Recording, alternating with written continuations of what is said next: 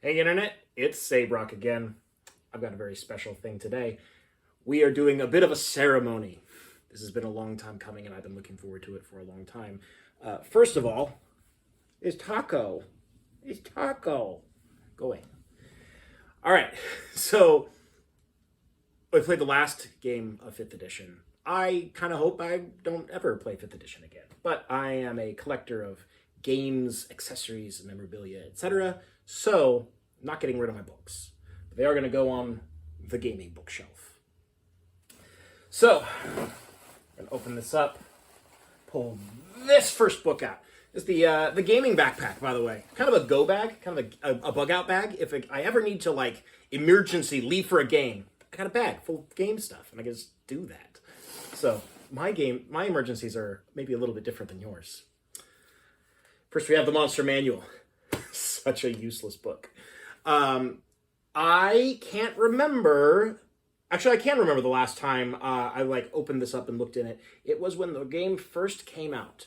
I recall being charmed by some of the little lore blurbs. There's actually a little bit of poetry in here. The art's pretty nice. It's not a poorly put together book.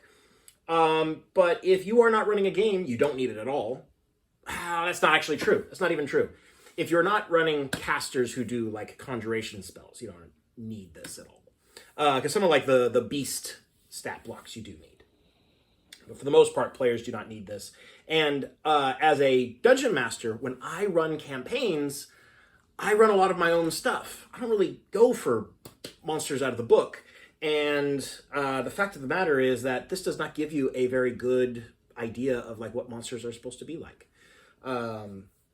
The difficulty of monsters, the kinds of things they're able to do, wildly different even within the same CR rating. So it's not a very good book for learning from. It has very limited value to players. And so this is probably the lowest value 5e book I ever bought. Do I regret buying it? I mean, in hindsight, yes. I think I probably would have made the same decision if I was getting into 5th edition. I'd get the Monster Manual because you get the core 3, right? You always get the core 3. So it feels like it would be I would be incomplete in my collection if I did not have this. Nevertheless, here it goes on the shelf. It is going between my pretty extensive Star Trek Adventures collection and the Game of Thrones books that I have not finished. So that's where that's going to go. Next, what do we pull out? What's the next one? The next one's the Dungeon Master's Guide. Also, not a great value book. You know what you get this for? You get it for the magic items. That's pretty much it. Have I spoken before about how bad the 5th edition Dungeon Master's Guide is? I think a lot of people have done material on this, whether I have or not. The first chapter, the first 68 pages, is mainly about world building and multiverse build. They jump right into how to create a universe with multiple planes and several worlds. That's not how you run a D&D game. It's really not important. And when it becomes important to your campaign, that's years in. That's way deep into the campaign. You have a lot of time. That's not where to start. People have talked pretty extensively about how the DMG is not great. The math for creating and modifying monsters in here doesn't really work. It doesn't jive with what is in the monster manual. So, not a high value book unless you need magic items, which, I mean, you pretty much always need magic items, so you kind of need it. So that feels bad. I don't have a lot else to say about this. We're just put it on the shelf right next to the monsters manual, right in there. Oh yeah, put away. Next, what's next? Tashas Cauldron of Everything. The only non-core 5th edition, non-adventure book that I got. So I did get Tales from the Yawning Portal one time for entirely unrelated reasons. Tashas Cauldron of Everything I got because it had player content that was substantively different than what is in the player's handbook. It has the Artificer class in it. It has a lot of alternate class features. Things like that. That's what I get books for mainly is like additional player content, more options, just more content for my games. 5th edition has very little of that. So Tashas Cauldron of Everything was definitely the kind of book that I wanted to pick up.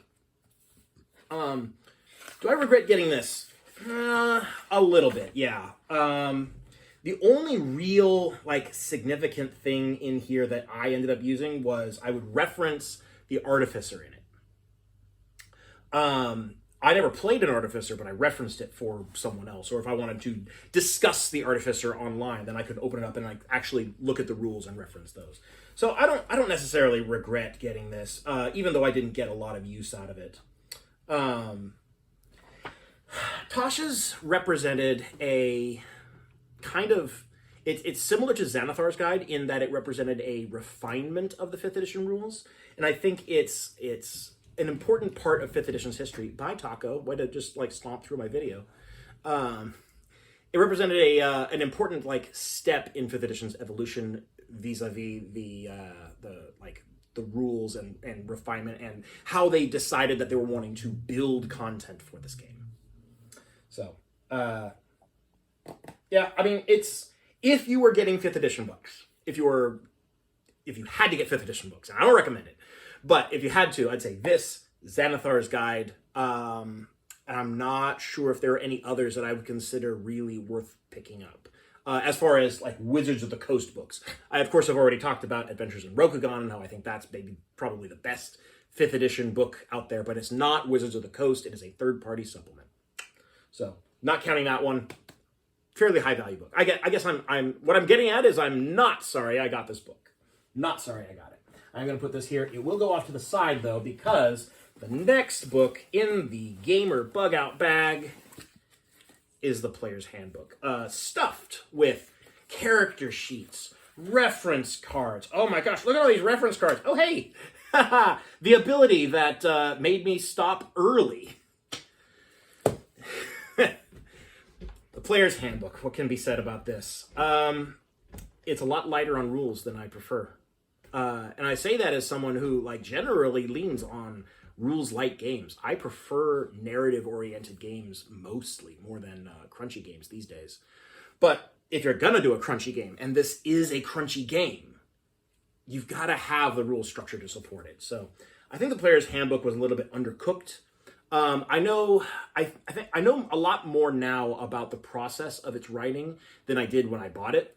And it kind of, like, the story is now more complete as far as, like, why this has ended up the way that it has.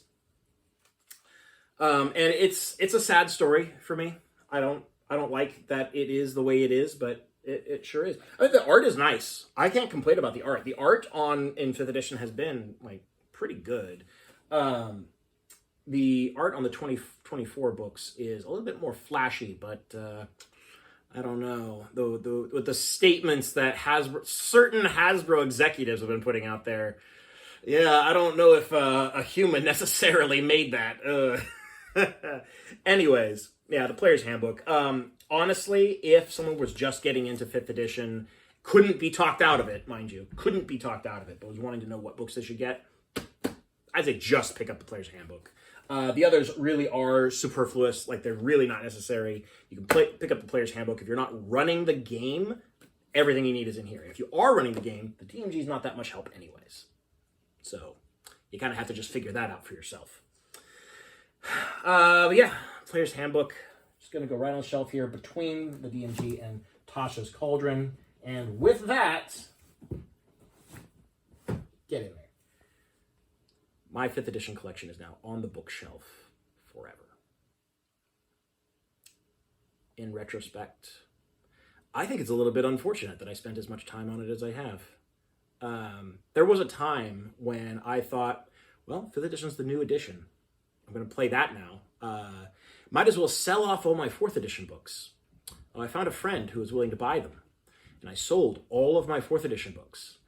A few years later, I regretted that decision because I started to realize, dang, this game is not great and I'm not having fun with it and there's so many problems. And if I ever run a D&D campaign again, I'm not going to be running 5th edition.